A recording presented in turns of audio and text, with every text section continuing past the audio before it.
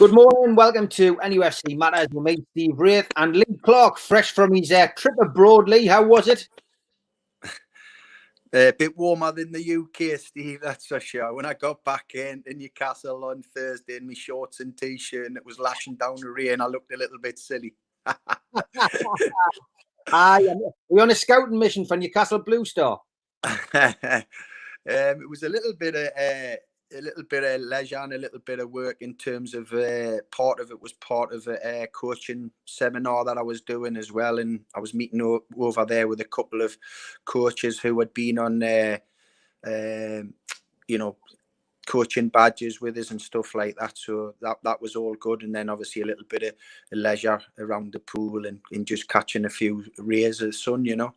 Good stuff, mate. Good stuff. Well, last night, Neil Mitchell, the Geordie dentist, his dad had purchased the Newcastle Blue Star top, the one with the blue star on, and his dad had shipped it from Newcastle all the way across to Dubai. So it arrived yesterday, just in time for the show. We had it on last night, and he was proudly wearing it and caused a big fuss last night. And I think you've done a lot of tops over the last 24 hours, mate. And I've seen the social media this morning on Newcastle Blue Star, and they were saying that they've been inundated with requests. So that was great. So we've done our little bit for Newcastle. That's much appreciated, Steve. And I appreciate everyone who's buying the merchandise. If you're a Newcastle fan, it's a fantastic kit. The home and away, obviously the home black and white stripes, and I think we're gonna talk about changing the third strip to make that the second one, which will be the silver one, the famous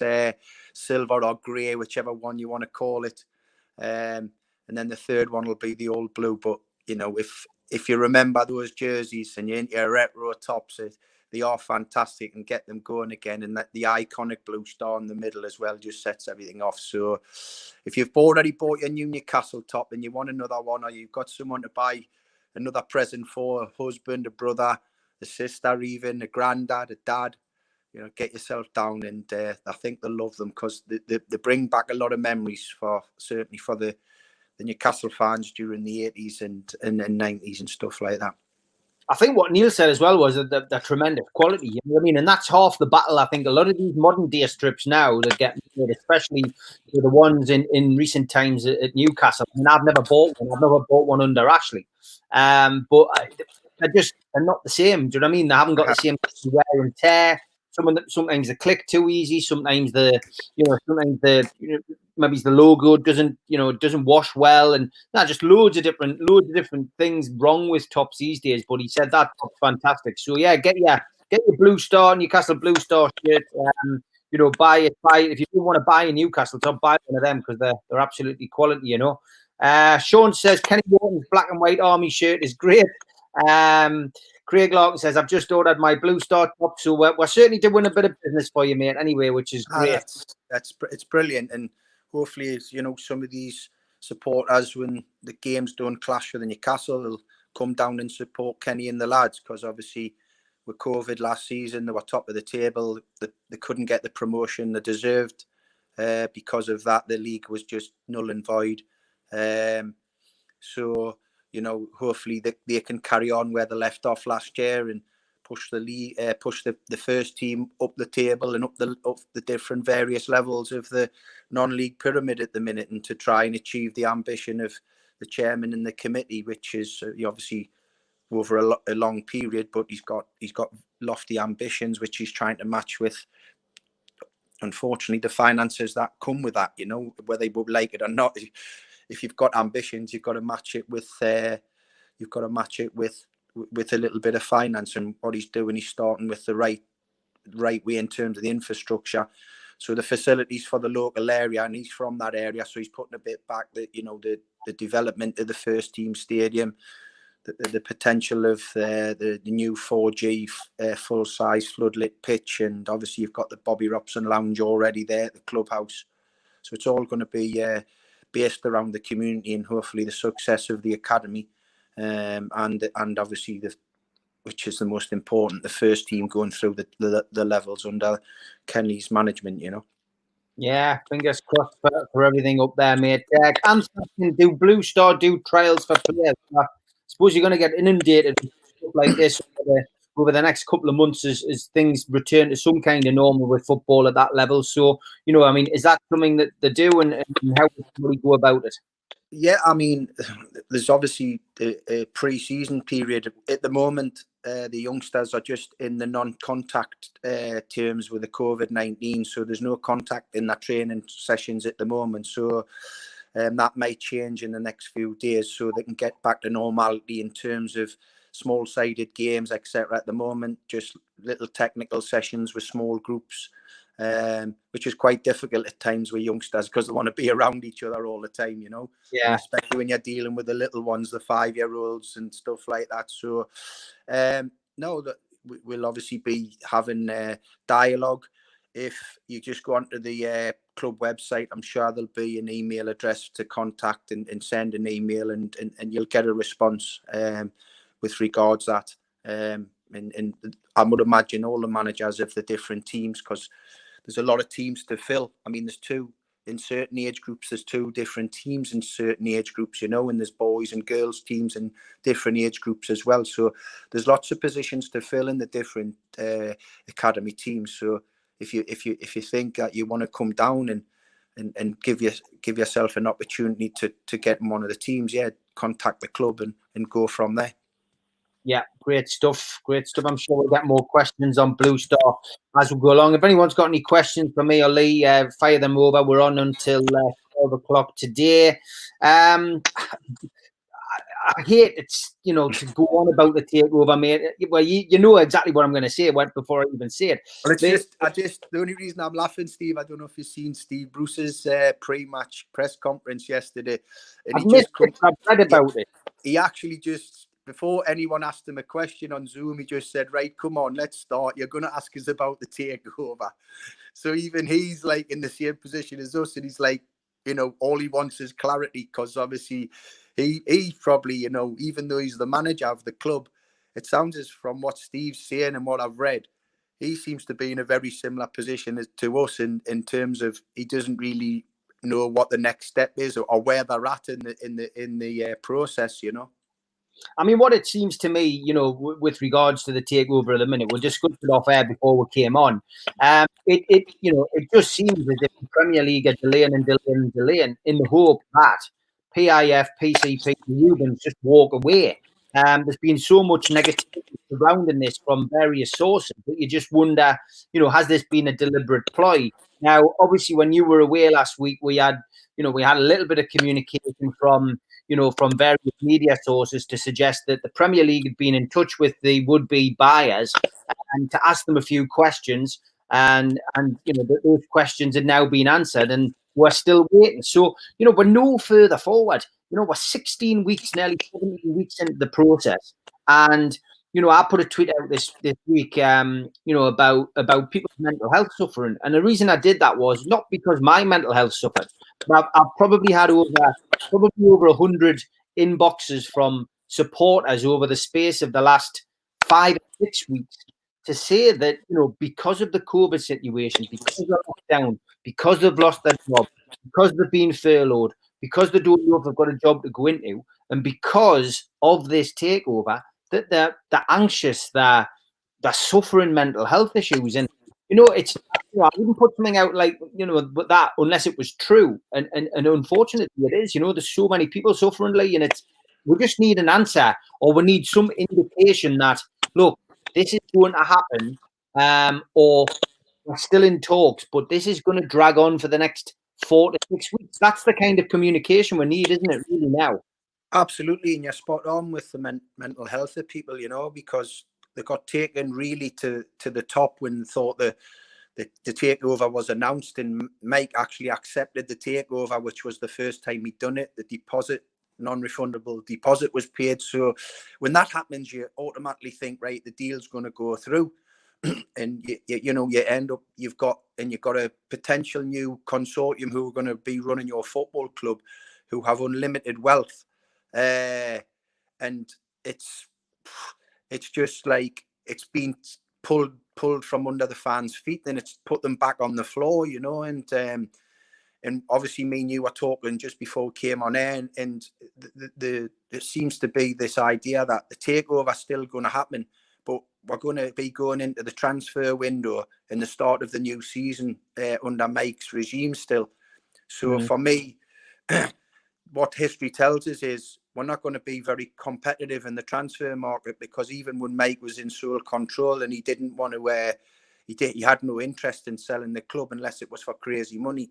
He didn't really invest a lot of money in anyway. So now if he thinks he's on the verge of selling it, how much is he actually going to give Steve to strengthen the squad? So that'll be a concern. And obviously, Steve also mentioned that in his words, the exception of the big boys, not a lot of clubs will be dealing in big deals because of COVID. So tells me you could be in the loan market again, or you'll not be paying out big transfer fees, etc. for the 3 or 4 or 5 players Steve's mentioned he wants to try and bring into the club, which obviously that would be a hell of a lot different, that budget, if the new ownership was in. And I know they've talked about they're not going to come in and crazily splash money, and I've read articles on that.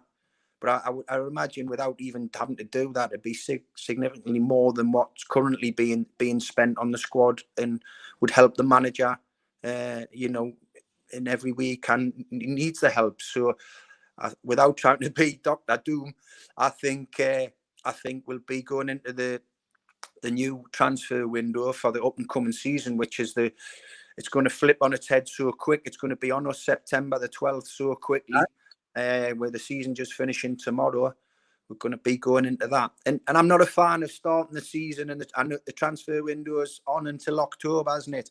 And I'm not actually a fan of that either, because it has so much disruption to your squad. You don't know who's going to be sold. You don't know who's going to come and ask for a move. When I say that, I'm thinking of a St. Maxim, because obviously he's probably caught a lot of attention of a lot of clubs this season.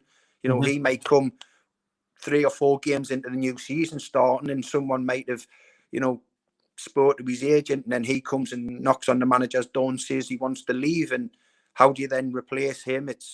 I think once the season starts, I know it means it's shorter, but I think the solution should always be, once the first game starts, you've got your squad till the winter window. So it's a minefield what's going to be happening, especially for us as a club. In what history tells us what happens with our current ownership in terms of bringing players in. I mean, we're in limbo. That's where we're at. And I mean, Steve Bruce's press conference yesterday, he basically said, in a nutshell, that he didn't spend much money in January because he was saving it. I mean, this is how Ashley has our head coaches, managers, whatever you want to call them, running the club. He was saving his money in January in the hope that he could spend it in the summer. But now, he's looking at it and going, we don't know where we're going to be.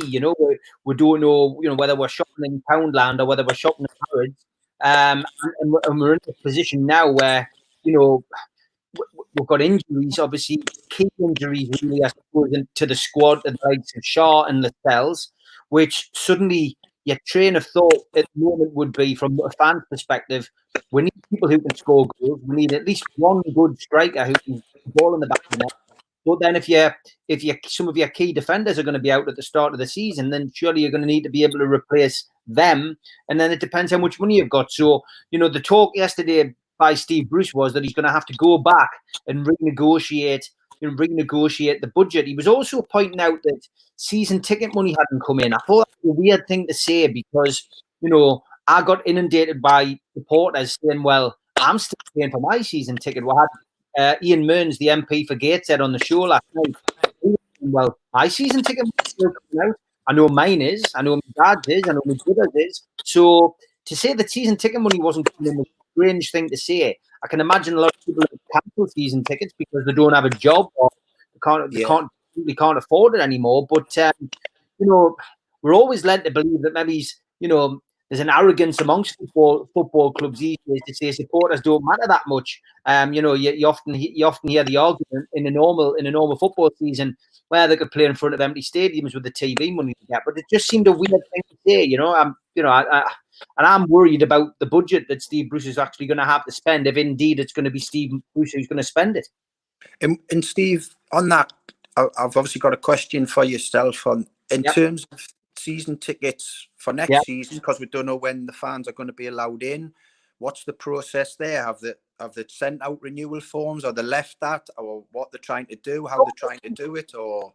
Somebody like me who, we're on a fixed deal because, if you commit to the club, I'm always going to commit to the club, long term. I've been there since 1983, 84 season. So, for me, my dad and my brother, we have long-term deals, which of course has an advantage. You have to get a discount. We moved from the Gallagher end into the Platinum Club because my dad struggles to walk up the stairs in the Gallagher end and there's no lift facility. So we moved to the Platinum Club and got a really good deal as long as we put an advance.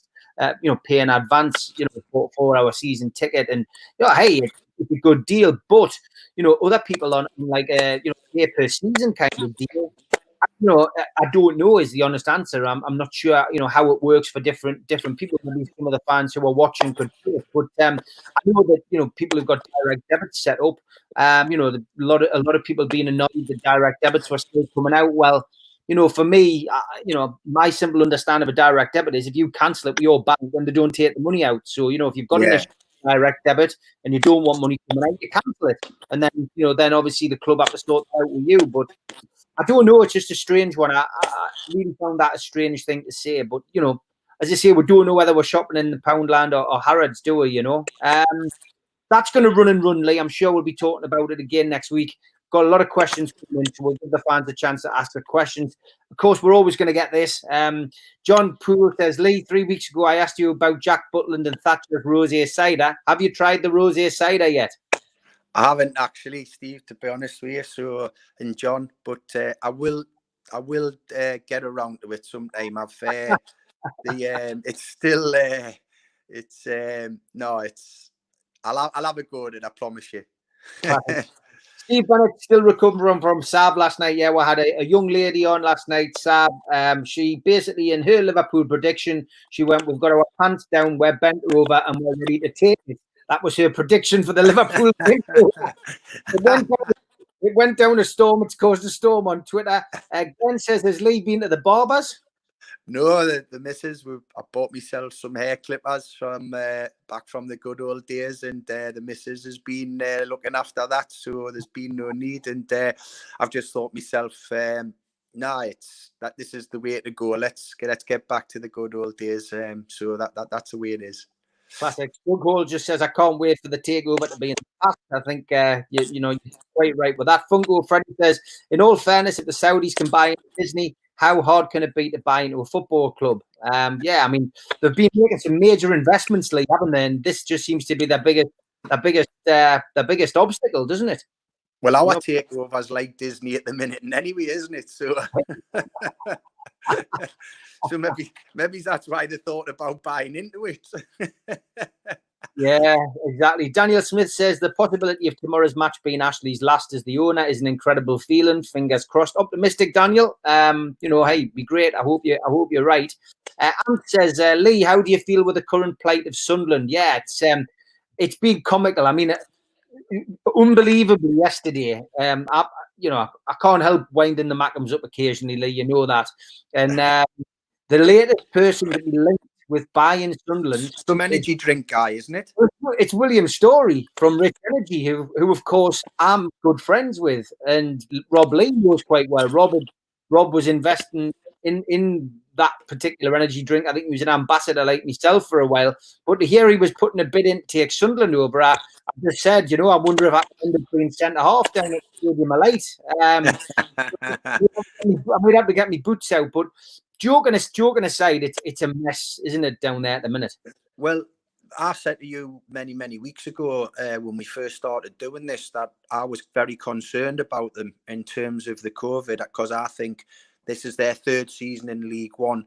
They'll be making no money whatsoever. They'll actually be losing a lot of money, because for them to be competing in League One with their wage budget, their overheads to run the big stadium, their overheads to run the state-of-the-art training ground, and the money they'll be making back, they very rarely on live TV in League One. They have the odd occasion when the international breaks on and they take the Football League games, so they don't get a lot of, and even when they are, the money that you get from a League One live game, if you're the home club, in comparison to what you get in the Premier League, it's just substantial. So obviously the owner, current owner, whether he knew it or not at the time, seems to doesn't have the funds to run the club.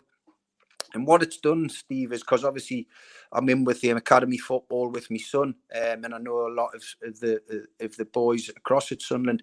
They've had to sell off 6 or 7 of their top youngsters. To the, you know, 2 have just gone to Manchester United. A goalkeeper early in the season went to Liverpool. Another one to Manchester City.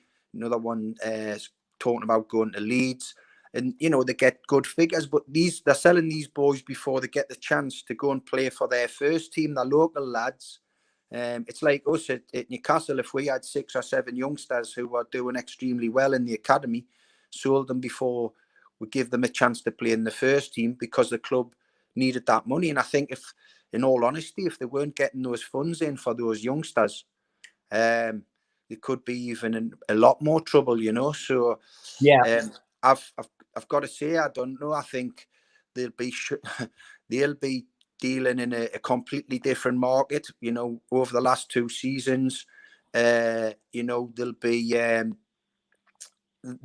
would have been a high budget, but I think this year, because obviously a lot of those players are out of contract, you know, I really fear for them. I've got to say, I fear for them, and the longer they'll spend down there, the harder it becomes. You know, when you're the big fish, it's everyone's cup final when they go to the Stadium of Light, because, you know, without being disrespectful, some of the lads who play at that level would never have played at a stadium like that. Whether it's half full, quarter full, it's still a fantastic arena or whatever.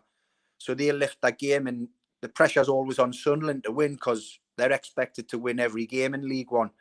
So it has a knock-on effect. So I've got to say that there's huge doubts for me about them coming out if they don't get a takeover. If someone who has, you know, very, very deep pockets.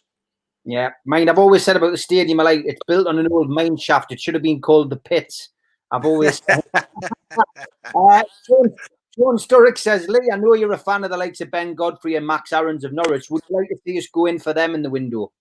Well, listen, if we're going to be in this market that we are, but even though I'm saying that, I've seen Norwich's coach, Stuart Webber, that director of football, who I know really well, and obviously know the majority owners, Michael, and you know those people, and so and Delia Smith. So they set out their stall this year. They weren't going to put themselves in any financial issues. It was fantastic they got promoted. And they were going to use this Premier League money and the potential couple of years of parachute money to make the club, you know, going strong again. So, you know, that's what they've done. They obviously went out, but what they've got some terrific youngsters. And, you know, you've mentioned a couple there. There's even 2 or 3 more who I would definitely be interested in as a Newcastle fan. I think they would make us stronger. You'd make money on them. But I don't think they're going to get a lot of change out of anything between 25 and 40 million. But that's the going rate for a Premier League player now. You know, it's not, it sounds ridiculous amounts of money, but it isn't really now. You know, that's probably equivalent to paying 5, 6, 7 million when I was playing or whatever, you know. So that's, for me, without a doubt, those type of players, young players. And you wait for the clubs that go down as well. You know, that's going to be the thing tomorrow. Who goes down, which players are going to become available. 1, there'll be players who don't want to play in the Championship. 2, the clubs will not be able to afford some of those players in the Championship. They'll want to cut that cloth accordingly. So, you know, you go to those clubs. So like a Villa, for example, if they go down, Steve knows those players really well, the majority of them. He'll know which ones will be able to handle playing for Newcastle United, but also playing in the Premier League, and he might be interested in some of those. But it just depends on what sort of prices. You know, Callum Wilson from Bournemouth's been mentioned, you know, in certain reports. He would be certainly one that's better than the strikers we have. Obviously, you would love to know if Andy's going to be fit on a regular basis. But certainly the other strikers, you'd put Callum Wilson ahead of them with the assets he has. He's scored goals in not one of the bigger clubs in the Premier League. He's an England international. So, but are Bournemouth in a position where they're going to have to give him away, or in a position where they can hold out and get a good fee, which, as we've just said, 40 million. That's our record. Is Mike prepared to put his hand in his pocket and buy those 2 or 3 of those players at that type of price bracket? It hasn't happened in seasons gone by. So, but without a doubt, answer the question, we should be interested in those type of players. Yeah, when he's allegedly had interest, he's not put his hand in his pocket, or rarely put his hand in his pocket, we should say. There has been occasions when he has, but yeah, we'll watch that with interest. Doug Hall says, I hope it's already passed and just waiting for the last game to finish with new owners already with transfer plans, or we will be hamstrung. Liam asks a question which you've answered anyway. Would you take Callum Wilson if Bournemouth got relegated? Yeah, of course you would. Doug Hall says, season ticket money's going straight into the flat back pocket, and he'll take it with him. Jack McCrubbin says, being both a Newcastle and a Rangers fan, I know how toxic Ashley is. I'm praying he is gone before next season. Yeah, I'm not going to get any arguments from us either on that. Lee, I haven't managed at different levels throughout the English game. There's been any youngsters who would you have liked Newcastle to sign apart from Ranger at Blackpool? I mean, is there any youngsters who you think would do Newcastle justice? Well, there's been a few who I've recommended in the past. When we were having to sell Jack Butland and Nathan Redmond at the time, from Birmingham, there were a couple of players that I thought in that type of squad that we had at the time at Newcastle that they would have done well. Anthony Pilkington, when he was on his way to Norwich City in the Premier League, was another one.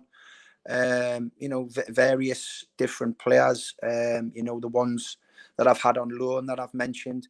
And I actually did mention very early in his Celtic career, after we played them as Kilmarnock manager, Kieran Tierney, who's eventually gone to Arsenal. And he'd only been in the Celtic team for a matter of weeks. I got on the phone to me contacts at Newcastle and said that this lad's a player. If you want to get in there, because Newcastle, if had big issues at left back for a while before they brought Danny Rose in. They've tried many different players, and I just thought he's only just come into the team at Celtic, and he was starting to look good. But this game against us, he was outstanding. His fitness levels up and down, his physicality for a young boy, and I thought that you could get him for maybe 9, 10, 11 million at the time, but then you'd be selling them for 40, 50 million further down the line.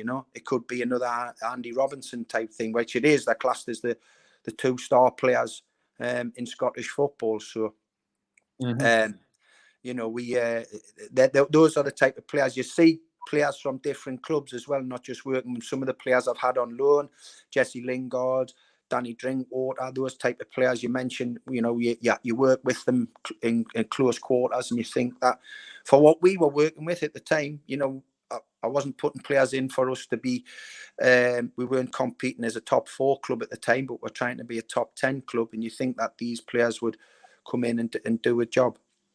Yeah, 100%. Lee Milne's question, the longer we go into the transfer window without Takeover being completed, are we in danger of Mike Ashley selling the likes of St. Maximin, Almiron, etc., and pocketing more of Newcastle's cash? Is that a worry? Without a doubt, it's a worry. I think it's a worry because Alan St. Maximin will be sitting there and he'll be wanting, I've said this many times, all them players will be sitting there and saying, come on, we want to see some top players coming through the door to raise everyone's standards, to make us a better team and a better squad and finish higher in the league.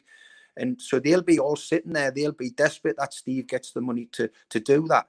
And when you've been the star player like St. Maxim has on a regular basis, the one player who gets you, I mean, obviously there's no fans in the crowd, but gets you on the edge of their seat, even when you're watching it on the telly, he'll be thinking, well, I'm good enough to play in a lot of the other teams in the Premier League higher up from Newcastle. And if we're not going to invest in the team, maybe I need to look elsewhere. You've got to show a little bit of, courage to the players and say to them, look, this is what we're about. Because I would imagine the longer it goes and we're buying the similar type of players to keep us at the same sort of level, you know, the players will become frustrated, and they'll be pushing to go out the door as well. Next question's from Sean. He says, Gordon McKeague or Mike Ashley, which one was worse? But the difference for me is Gordon was just a local businessman who didn't have any funds. There was 4 or 5 of them in the club at the time who, you know, were successful businessmen, but not probably enough to be wealthy enough to take a club to the top echelons of English football. Whereas Mike had those financial capabilities. So I don't think it's a right comparison, is it, to be honest? No, it's not fair, really. It is difficult. Andy Gibson says, what do you make about the fencing around St James's Park, possibly to stop takeover celebrations? We had the answer from Lee Marshall, as I said last night on last night's show. You know, he did tweet out that it's part of the course with these games, and, you know, it's nothing to do with takeovers, more or less. So, yeah, Jason Carter says, does Clarkey still have that T-shirt? It was never your T-shirt, was it? No, it was never mine. No, that got put back within couple of minutes. Not quick enough. First home. Doug Hall says, you should stadium beside his car park for the Arabs. Yeah, good idea. Sean, I long for the McKeague years. Yes, I wouldn't go that far. Would Lee be interested in the vacant managerial role at Bristol City, where you've just took on your job at Blue Star, haven't you? Yeah, listen, there's higher profile managers than me. I think Chris is a shoo-in for that job now, Chris Hughton. Obviously, with his championship record, and everyone in football knows Bristol are a club that have great financial backing. Their facilities are terrific. I was down there last year to watch them in that cup semi-final against Manchester City. The place was rocking. Stadium was full. Went for a visit round their training ground the next day as part of a LMA conference, you know, and seminar, and it was terrific. What we've talked about it, what hasn't happened at our club, the infrastructure of Bristol City. So people in the game know about that. So they would have been ready to go for managers, certainly like Chris, who his record in the championship is second to none with what he's done with Brighton, Newcastle and Norwich City. So obviously when they first come up, there's always an interest, but you know where you are in the game at this moment in time and what will be realistic targets. Yeah, 100%, mate. Don't forget, guys, like and share the broadcast. It's good for us. It helps us out. If you just click on the little thumb and give us a thumbs up, it does help us build up the channel, which is great. With great viewing figures over the last, the last couple of months. It's been an honour to do it. Me and Lee really enjoyed doing the Saturday show. If you want to continue, please keep liking and sharing and dropping us a question. Royston says, a question for both of you. What are your thoughts on crowds returning to the grounds next season with only a small capacity? Wonder how the club will choose who attends and enjoying the show so forth. Thanks, Royston. I mean, I did see something yesterday released by Boris Johnson and the government that, basically anyone who was obese, anyone who had a medical condition, anyone who had, anyone who had some kind of diabetes, those kind of people were, basically advised not to go to sporting events like football matches once the crowds were let back in. So, I mean, I suppose government are trying to help, but ultimately it's still going to be down to the club. And, I don't see how you can select 20,000 from a 52,000 crowd. No, we talked about this. It's nigh. Well, it is impossible. It never mean nigh on impossible. It's actually impossible because you're going to upset so many people. Who's been very loyal to the club, both home and away, and like you said, had season tickets through some, good years, bad years, mediocre years. So it is for me, it's a minefield because all you're going to do, you're going to create problems with the people that you don't choose to come into the stadium. Yeah, exactly. It's a strange one. I'm wondering how that's going to develop. We'll obviously find out over the next couple of months. Peter Robertson says, Lee, if you were the Toon boss next season, what's the 3 questions that you would put to the new owners? Good question, Peter. Yeah. Where do they want to be? What's their ambitions? Do they want to be a club that wants to get into Europe and start challenging? 2, are we going to sort out the infrastructure of the club? We need to be brought into the 21st century with other clubs. And, that's not going to take a huge amount of money with the sites that are already there. And thirdly, the most importantly, how much you're going to pay us when I win with a cup. And can I have the correct drinks in the drinks cabinet? A selection of beers and wines. In the Thatcher's Rosier side, I will have some of that in the FA Cup. Exactly, I love it. The big thing is to see, is about the strengthening of the team and the strengthening of the infrastructure of the club. The ground isn't, the ground's fine. It's, that can just be bits and bobs, done with that. It's the training facility. It's getting the academy up to the level where we can attract the best boys in the country, certainly in the region, but then in the country, and going even as far as to Europe or whatever. But also the first team training facility with the medical and the sports science, whatever anyone thinks about that now, it's a huge part of the game. It's what this group of players have been brought up on, sports science, the medical side, all the recovery sessions, how they go about it. And, you go around the other clubs and they do it unbelievably. And the players are getting they're like finely tuned. They're like Formula One cars, really, how they're looked after. So it's that them two things have got to be huge. And, and obviously you've got to be pushing their ambition. And obviously I think actions speak louder than words, and the ambition of our club over the last 10, 11 years has been just to stay in the Premier League. Yeah, Mark says, Lee, can you get on the phone to Les and see how much he wants for young Ease? I've got a feeling he could name his price. Absolutely. He's obviously a player who's been catching a lot of attention when I've seen him playing for QPR. He's been the outstanding player in the team. That's done just quite average this season. He's very exciting. Yeah, I'm not sure what Niall Ranger's up to these days. Is he still playing football, Lee? Peter Robson's asking. Well, even when I managed him, I couldn't find him. So now I'm not in management. I wouldn't have a clue where he is. Yeah, listen, does Lee dream of the call coming one day offering him the manager's job at Newcastle? Of course, it's always the one that I'll, until me dying day, that would happen. It was the reason I got into management. And at the start, things were going well. You think that could be a possibility. When things have not gone so well, it becomes more difficult. But you never say never. Football is one of the craziest sports in the world. So, I've witnessed managers who've had some massive, downs, and they've ended up getting some terrific jobs. So you just have you always cling to that hope, and that's why I'll always say that it would be difficult for any of us local lads, Newcastle fans, when they get offered the chance, no matter who the owner is, to turn down the opportunity of being the manager of the club. Yeah.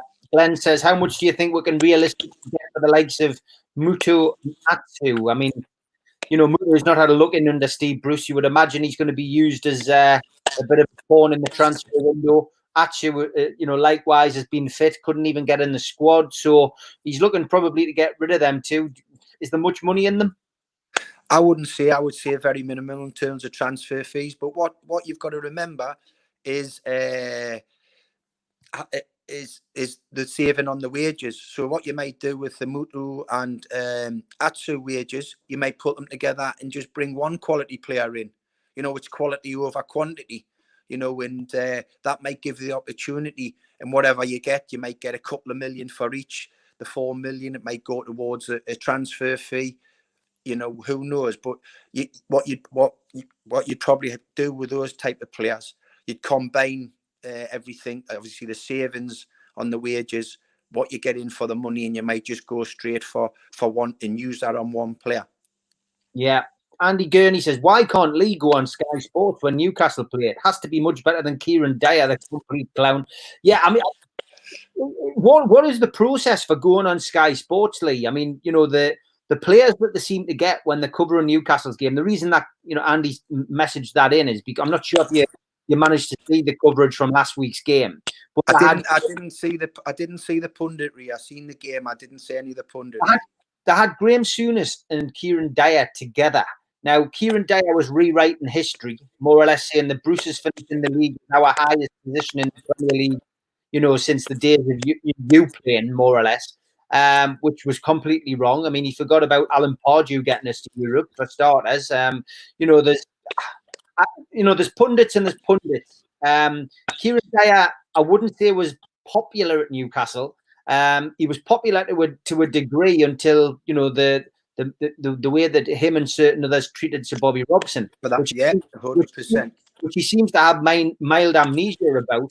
But yeah, I mean, and when he disgraced the club shirt by having a fight with Lee Bowyer on the pitch. So he seems to forget those things, and he's just rewritten history. Graham Souness, of course, not a fan's favourite. Certainly not the worst manager we've had in the history, but certainly not one that's revered. And of course, he never seems to have anything positive to say. Now, these podcasts that I've done over the lockdown with the likes of yourself and Steve Howie, Rob Lee, just to name three, you three guys going on to Sky would at least be able to give a balanced opinion. And it now seems that when there's a Newcastle game on, instead of having somebody from Newcastle and say Bournemouth, which is what they used to do, they now seem to have two Newcastle representatives on who are both completely painting the wrong picture for supporters, and it just gets people's backs up. I mean, what is the process to get on, Lee? How do you get? What I think with my type of era now, I think we're classed as over the hill. I think they're going for the more modern day player. They're going for players from a younger era. Whether that's right or wrong, I've made myself available numerous times when I've been out of the management game, because I believe that I could be, because I've done it a lot, and I think I can give a balanced view from a managerial point of view and a playing point of view, and certainly on Newcastle, and a balanced view on, I'm not there to just pat everyone on the back. I see it as a supporter, but I also see it from a professional point of view as well. I'm not just looking through rose-tinted glasses of being a Newcastle United fan and who loves the club. I'm seeing it from being an ex-player in a successful era and being a manager, obviously, not of Newcastle United, but the understanding of sometimes how the game works. And, you do get that. And that's why I don't listen to a lot of punditry, Steve, in terms of the football matches. I get to watch. I put it on a minute, 30 seconds before kickoff, half time. Go make myself a cuppa, come back and watch the second half, and then switch on to the next game. Or if there's none left, go and do something else. So I don't know. I sometimes feel that there's sometimes a hidden agenda with some of the pundits that go on, and I think that's the way they're going now. I think they're going for the younger generation of people, unless if you played in our era, you are all like a Graham Souness, who as you said, is managed at the top level and obviously played at the top level.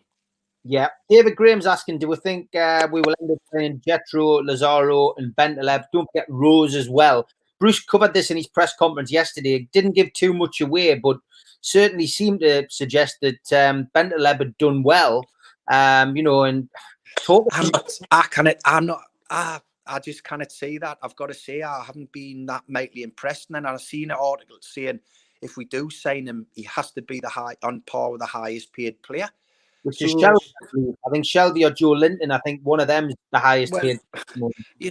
If you're going to go in and be the top dog, you've got to be the top. You've got to be the top dog, and he hasn't even been the best midfield player in the group. Never mind the best player. So for me, I was quite surprised by Steve. Hey, he obviously sees a lot more in the way he wants him to play, but he's not being impressive on my eye, I've got to say. No, well, you wouldn't get any arguments from me. Ant says, if there's no takeover, would you take Morelos from Rangers? I don't think he can deliver in big games on a regular basis. I think he gets a lot of his goals against the lower types of teams when Rangers are totally dominant at Ibrox. I think when you look, he scores. He'll score a few goals away from home, but he doesn't score them in the big games. He doesn't get a lot of goals or chances in the Old Firm games or in Europe. He's a complete Fruit Loop. I think when you see him, he's always getting in bother. I mean, he's escaped getting some crazy red cards at times when he's hit people off the ball and stuff like that. So for me, he wouldn't be of interest to me. Edward at Celtic certainly would, because you're talking about a young, terrific athlete, Odsonne Edward, who, 6'1", very quick, technically very good, scores goals in the big games, Europe and the whole firm, home and away. He certainly would be a player that would be on the list. Yeah, Liam says if the takeover doesn't go happen, I think we'll go down and be in Leeds United. Can't think of a reason why we would come straight back up again if a third relegation is happening. Yeah, I mean, it is a big concern if Newcastle United don't get taken over. We remain under an owner who is just not interested anymore, if indeed he ever was really interested. And then we do go down because there could be a lack of funds. Well, what you can't do in football, Steve, at any level is stand still, because it means you're getting left behind, and especially in the Premier League. So if you just continue to do the same thing year on year, the best you're doing is standing still. But basically, all the rest are cracking on and trying to make the team stronger. So, you end up causing your own problems. And, you can't just keep finishing a couple of points above the relegation zone, because you'll get caught out. That's why I'm saying the start of this season is crucial. For the new season, is absolutely crucial. If you don't start that season well, and you're playing catch up, it becomes very, very difficult. It puts the pressure on you straight away. It does. Doug Hall says, is Ashley allowed to sell off assets while the takeover is ongoing? Yes, because theoretically he still owns the club. Glenn O'Neill says, if the takeover doesn't go through, we're desperate to raise funds. We're just backing up what Doug's saying. Jason says, I think ESM will have bigger ambition than scraping the safety with Newcastle every season. Liam says, we're just a stepping stone nowadays, as we've got no ambition.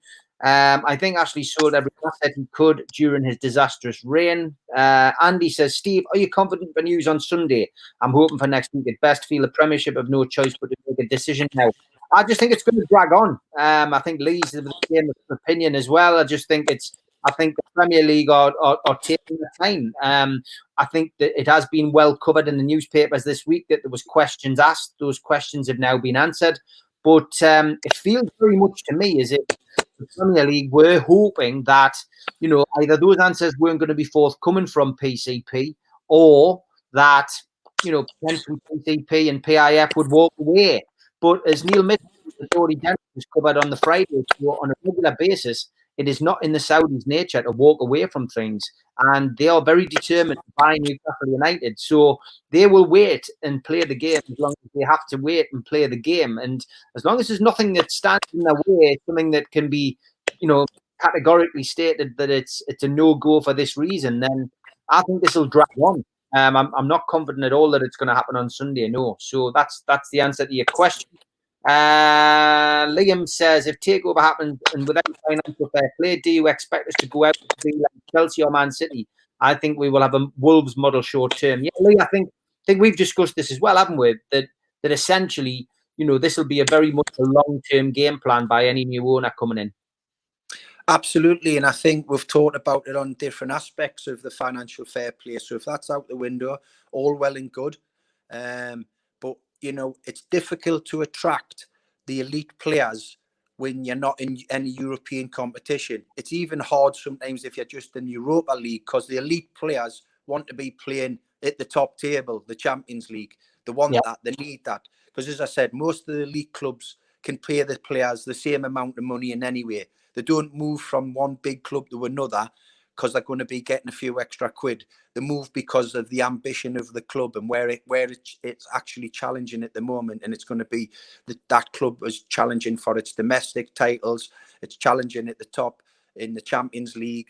And sometimes they may drop into Europa League. So I think the idea of doing the Wolves seems much more realistic, even if there's no financial fair play. And you will get one or two players who want to come and join the project straight away if it happens, a takeover. And, you might get them and they might get a bit more money coming to Newcastle at the start. So you might get one or two players who do it, but you'll not get, a huge influx of the elite players the really elite players who want to come, whether there's financial fair play there or not. I think it has to be an ongoing process where you build the club, you take it from where it is now. The ambition of the owners will be huge. If the people at the top are saying this is where the club want to be, it becomes much easier because you know where they want to go and where they're going to be taken, and then you can try and build the club from there. Yeah, Jason Carter makes a great point. Something I've mentioned on more than one occasion over the years to me dad and me brother in the pub. Jason Carter says something I've never understood with Ashley is we know he's money driven. Surely if he had built Newcastle into a global brand, he could have tripled his money at least. Why do you think he never did that, Lee? You know, it's something I've always thought about as well, Steve. Now, one opinion I've got, and I might be totally wrong here, but I think I'm right in saying if you compete in the Champions League, you can't use your own sponsorship. You use the sponsorship of the Champions League. So that's Gazprom. It might be who is it? Carlsberg or something like that, or whatever. I think they've got 7 or 8 major stakeholders in their sponsorship group for the Champions League. So when you get to those games, you've got to advertise those around your ground. But I could imagine there'd be some way you could get around it, whether, you know, the sportsdirect.com stadium would be coming back out again, or he'd splash Sports Direct on the roof or something like that. So I think that's maybe certainly for the European stuff. But it's something I've thought about, and I mightn't even be right with the Champions League, but I'm sure that is one of the factors. If anybody out there who can tell us, I'm sure they've got their own group of major sponsors who have to be shown around the stadium, etc., you know, on a match day. Yeah. Jason also says Villa are Watford to take the final relegation place tomorrow. I'm hoping Villa. Well, this is a tough one for me because I'm ex-Birmingham City manager, so the Veilers, as they're called, that the down in Birmingham, are the big rivals. But obviously, Watford had just sacked a good pal of mine in a crazy situation, and Nigel Pearson, just summed up what football's like. Yeah. So just toss the coin, really, for me. Not one, either or, really, either or. Yeah, still a lot of people saying that you should be on Sky more. Glenn O'Neill, not a big fan of Shola. Sadly, he works for the club, so he's got no. And I know you've appreciated that. His hands are tied, though, with Ashley working for the club. He sounds like another yes man. Yeah, Shola's a good guy, but unfortunately, working for the club, you have to toe the party line. Roy Keane's the only one I really listen to. Top quality player and tells it like it is. It's the only way for me. He's box office. Yeah, he certainly carved a really good career in the media. I wasn't a big fan of him as a player, but I do like him as a pundit. Remember, Master said shortly, that was 3 weeks ago, says Jack. Liam, Steve Bruce is clueless. We've had quite a bit of criticism of Steve Bruce over the last few weeks since he kept us up. The football hasn't been great, interesting. Shelby's the highest on 80 grand a week. I thought it was Shelby, to be honest, Liam. Jason says Bentaleb does nothing more than Colback did. Point of addition if he's signed. Yeah, not a lot of support for that. Morelos is joint top scorer in the Europa League, says Jack. And a lot of those, and I'm not disputing, but a lot of those will be from the earlier group games. When I'm saying when it comes to the nitty gritty in the big games, does he really deliver? There might be the stats out there, but I've seen him on numerous occasions in really big games where he's been on the periphery of the game. He's never really had chances, and I think if he came down here and was playing against a better quality of defender, he would find it difficult. He certainly wouldn't be on my top 3 striker signings, even in the predicament we are. Andy Gurney says, if you ask most fans what's affected their mental health the most over the last few months, COVID, money, work, or the Newcastle takeover, most would say the takeover is the icing on the cake. NUFC is for life. Funko Freddy says, if anybody out there hasn't seen the podcast True Geordie and Kieran Dyer, that's well worth a watch. I haven't watched that yet, but I will watch it. Yeah, the True Geordie podcast is always good. Yeah, a lot of people. Yeah, Shelby on 80 grand a week. Hasn't gone down too well. I can't believe that either, but he is. There is no indication it'll be settled Sunday or even next week. Correct, Christopher? Tom, Lee, are you on the rosé wine today? It's got to be too early for that. It's certainly too early, but no, it's not been on the agenda for a while. Only when I'm in the sun, as I keep saying, it's a sunny days drink for me. So, you know, I'm not desperate to drink the rosé when it's grey and lashing down outside. He's also asked, what do you think Steve Bruce will bring in transfer-wise? Obviously, he's seen we're linked with a few players. You know, what kind of players do you think he's going to get? Well, obviously, we've got the loan players who will be going back. As we've always said, we're desperate for at least one quality striker, at least, but even possibly two. A couple of centre-halves will have to be playing or signed because of the predicament we've got at the start of the season with the injuries we've picked up at the centre half position. You talked early doors that it was one position was strong. We had numerous players, but it seems that, you know, we've just hit a brick wall in terms of the injuries there. Obviously, we don't know what's going to happen with Rose at left back, or you know, the other Bentaleb or Lazaro.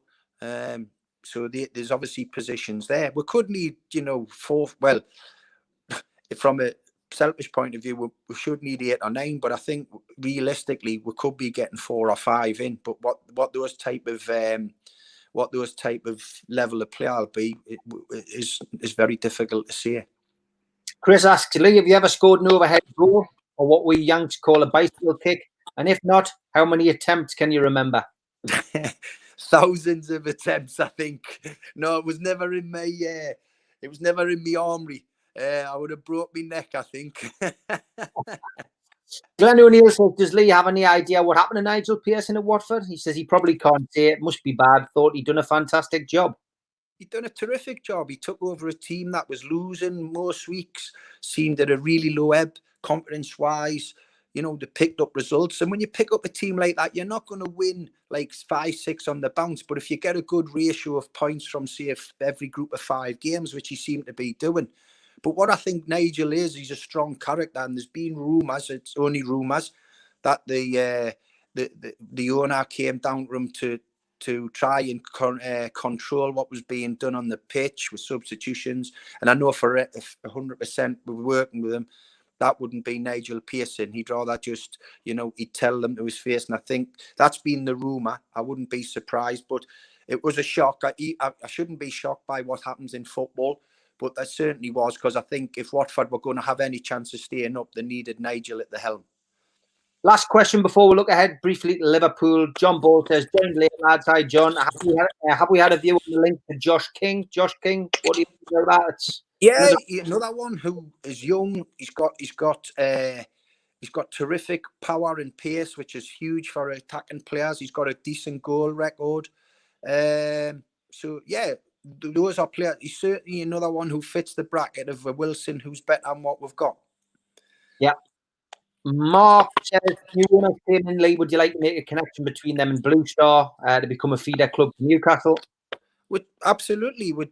These are the things that I'll be looking at as a director of football, to get a relationship with Newcastle United, with other clubs, because we want our kids who want to do it. You know, they're not all going to be wanting to be professional footballers, but we want all our boys and girls to have the best opportunity of forging a career in the professional game, because to think that it's your hobby and it can be your job. So they're the opportunity we're going to try. We're going to try and get relationships with not just North East clubs in Yorkshire and Scotland. And these are the type of things I'll be looking at in the future. Scottish Magpie says, what do you think of this season under Bruce? We'll look at that next week, because obviously tomorrow is the last game against Liverpool, and we'll be doing a season review with Lee next Saturday. So Liverpool at home tomorrow, another dead rubber. Liverpool have won the league. Newcastle are safe. And basically it's injury central at St James's Park tomorrow. No Lascelles, no Lejeune, no Kieran Clark and no Shaw. So an injury crisis. Drummond, of course, can't play. Isaac Hayden, Sean Longstaff, both eligible to return tomorrow. Both look as if they're fit. Emil Kraft's a doubt. Bentaleb, Valentino Lazaro, Danny Rose are all available for the final game as well for their extended loan agreements. For Liverpool, Joel Matip and Jordan Henderson are both missing. James Milner is available again. He obviously played against Chelsea the other night. For a stat, Jurgen Klopp's side have won 13 of their 18 Premier League away games this season. So tough game for Newcastle tomorrow against the champions. How do you see it going, Lee? I'm just hoping they've been on the lash since they picked the trophy up, and they're still on it now. I think I'd love Newcastle to finish the season off with a home win. It's an unbelievably difficult game against a fantastic group of players with a top draw manager. So any positive result would take. A win would be a brilliant way to finish the season and look forward to the transfer window and then the new season, which is just on the horizon as well. So, but an extremely difficult game, because I believe when you're a top team like they are, just because you've won the league, you don't take your foot off the gas. You just keep winning it. It's in your mentality, so it's difficult.